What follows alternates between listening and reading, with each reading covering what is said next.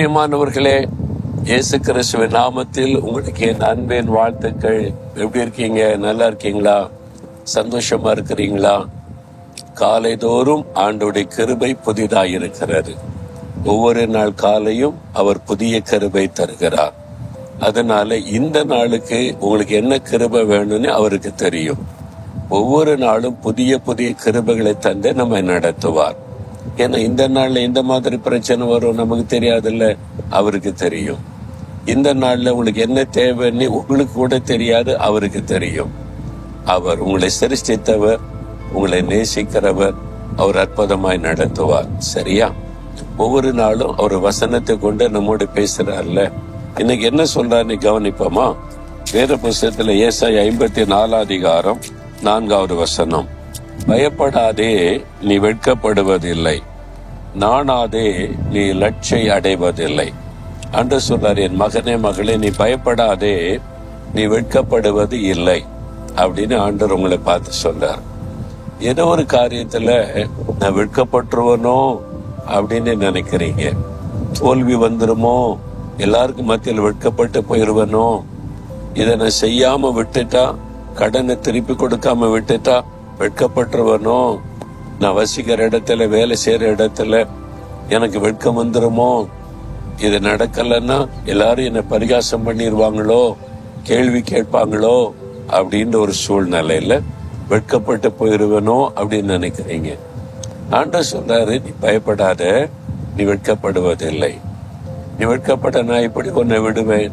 நான் இருக்கிறல்ல உனக்கு, உங்க அப்பா இருக்கிறல்ல, வானத்தின் பூமியை சிருஷ்டித்தவர் நானு. என்னால செய்யக்கூடாது என்ன இருக்குது? உனக்கு உன் பிரச்சனை பெருசு, உனக்கு உன்னுடைய தேவை பெருசு. ஆனா எனக்கு முன்னால உன் தேவைகள் ஒன்றுமே இல்லை, உன் பிரச்சனை ஒண்ணுமே இல்லை. நான் அற்புதத்தை செய்கிற தேவன் அப்படின்னு ஆண்டவர் சொல்றார். வெட்கப்பட விடுவாரா? விட மாட்டார். நாம் வெட்கப்படாமல் இருக்க அவர் அற்புதங்களை செய்கிற தேவன். நாம் அவர் செய்கிற காரியம் நம்மளால சில சமயம் விளங்கி கொள்ள முடியாது. எனக்கு தெரிந்த ஒரு சகோதரர் பாருங்க, ஒரு சின்ன கடை வச்சு ஷாப் வைத்து நடத்தி கொண்டிருந்தார். அவர் பிசினஸுக்காக பேங்க்ல லோன் வாங்கினார், கடன். அப்ப ஷூரிட்டி கொடுக்கணும்ல, அதனால தன்னுடைய வீட்டு பத்திரத்தை கொடுத்து கடன் வாங்கி இருந்தார். மாதம் மாதம் கரெக்டா கட்டிக்கிட்டே வந்தார்.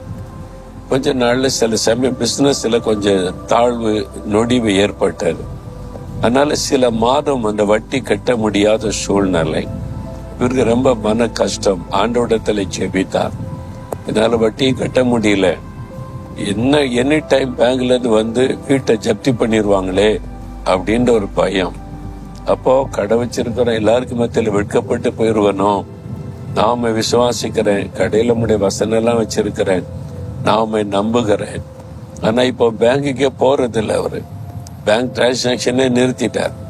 போன கேட்பாங்கல்ல, வட்டி கட்டல, பணம் கட்டல, என்ன பண்றீங்க நீ? நான் வெட்கப்பட்டு போயிருவேன்னு பயந்து இருந்தார். பயந்து என்னாவது பேங்க்ல இருந்து வந்துருவாங்களோன்னு பயந்து. ஒரு நாள் இந்த பேங்க்ல வேலை செய்கிற நண்பர் தற்செயலாக அந்த கடவுளியா போனோடனே வண்டியை நிறுத்திட்டு அவர் கேட்டார், என்ன பிரதர், நீங்க இப்ப பேங்க் பக்கமே வரல அப்படின்னு. இவர் கொஞ்சம் அப்படியே வெட்கப்பட்டவராக அப்படியே மழுப்பி பதில் சொன்னார். பரவாயில்லையே, உங்க லோன் எல்லாம் நீங்க முடிச்சிட்டீங்களே அப்படின்னாரா. இவருக்கு ஒன்றும் புரியல. லோனை முடிச்சிட்டேனா? ஆமா, உங்க அக்கௌண்ட் முடிஞ்சிட்ட, நான் தானே பாக்குறேன், எல்லா லோனையும் கட்டி முடிச்சிட்டீங்களே, பிறகு எதுக்கு? வாங்க, இன்னொரு லோன் வேணாலும் வாங்கிக்கொள்ளுங்க அப்படின்றாரு. இவருக்கு ஒன்றும் புரியல. நான் பணம் கட்டவும் இல்லை, பேங்க் பக்கம் போய் பல மாசம் ஆச்சு, நானே பயந்துட்டு வெட்கப்பட்டு போயிருவனோ, கடனை கொடுக்க முடியாம அவமானப்பட்டு போயிருவோன்னு கலங்கிட்டு இருக்கேன். இப்படி சொல்றாரு நீ. அதனால இதை கன்ஃபார்ம் பண்ணணும்னு சொல்லி பேங்குக்கு போனார். போய் அந்த அக்கௌண்ட் எடுங்க, நான் இவ்வளவு பணம் கட்டணும் அப்படின்னு சொல்லி கேட்டார். அவன் பார்த்து, எல்லாம் கட்டி முடிச்சாச்சே, நீங்க ஒன்னும் பணம் கட்ட வேண்டியது இல்லை. நான் கடனை கட்டலையே, நான் வட்டியே கட்டல, அப்புறம் எப்படி கடனை திருப்பி கொடுத்திருப்பேன் அப்படின்னு யோசித்து பாக்குறாரு. இல்ல, உங்க அக்கௌண்ட் க்ளோஸ். கட்ட யாரு கட்டினது? உங்க பேர்ல பணம் வந்தாச்சு, கட்டியாச்சு, லோன் க்ளோஸ். அவர் சொன்னார், பிரதர், இன்னைக்கு வரைக்கும் எனக்கு தெரியாது யார் அந்த பணத்தை கட்டினாங்க, எப்படி அந்த கடன் முடிஞ்சதுன்னு எனக்கு தெரியாது. இட்ஸ் எ மிராக்கிள், அற்புதம். ஆண்டவர் என்னை வெட்கப்பட விடல. என்ன நடந்ததுன்னு எனக்கு இதுவரைக்கும் தெரியாது. ஆனா ஒண்ணு தெரியும், ஒரு அற்புதம் நடந்திருக்குது. எனக்காக இயேசு அற்புதம் செய்த கடனை முடிவுக்கு கொண்டு வந்தார் என்று. இயற்கைக்கு மேற்பட்ட காரியத்தை கூட அவர் செய்ய முடியும். அது எப்படி நடந்ததுன்னு நம்மளால புரிந்து கொள்ள முடியாது, ஆனால் அவர் செய்வார். விசுவாசிங்க. நான் உன்னை எப்படி வெட்கப்பட விடுவேன்? நீ என் பிள்ளை, என்னை நோக்கி ஜெபிக்கிற, என்னை சார்ந்து நிற்கிற, என்னை சந்தோஷப்படுத்துகிற ஒரு வாழ்க்கையை வாழ்ற, நான் எப்படி உன்னை வெட்கப்பட விடுவேன்? அப்ப நீங்க எப்பவுமே இயேசுவை சந்தோஷப்படுத்துகிற ஒரு வாழ்க்கை வாழ அர்ப்பணித்துக் கொள்ளுங்க. அவரை விசுவாசித்து அவருக்கு பிரியமான ஒரு வாழ்க்கை வாழ அர்ப்பணித்துக் கொள்ளுங்க. உங்களை வெட்கப்பட விட மாட்டார். இன்றைக்கு ஒரு அற்புதம் உங்களுக்கு நடக்க போகிறது. இயற்கைக்கு மேற்பட்ட ஒரு காரியத்தை ஆண்டவர் செய்ய போகிறார். நீங்க வெட்கப்பட்டு போக மாட்டீங்க. அப்படியே சொல்லுங்க, ஆண்டவரே, என்னை நீர் வெட்கப்பட விட மாட்டீர். நான் விசுவாசிக்கிறேன். நான் எப்பொழுதும் உம்முடைய பிள்ளையா உமக்கு பிரியமானபடி வாழ நடக்க என்னை ஒப்பு கொடுக்கிறேன். எனக்கு ஒரு அற்புதம் இன்றைக்கு நடக்க போகிறது, விசுவாசிக்கிறேன். இயேசுவின் நாமத்தில் ஆமென், ஆமென்.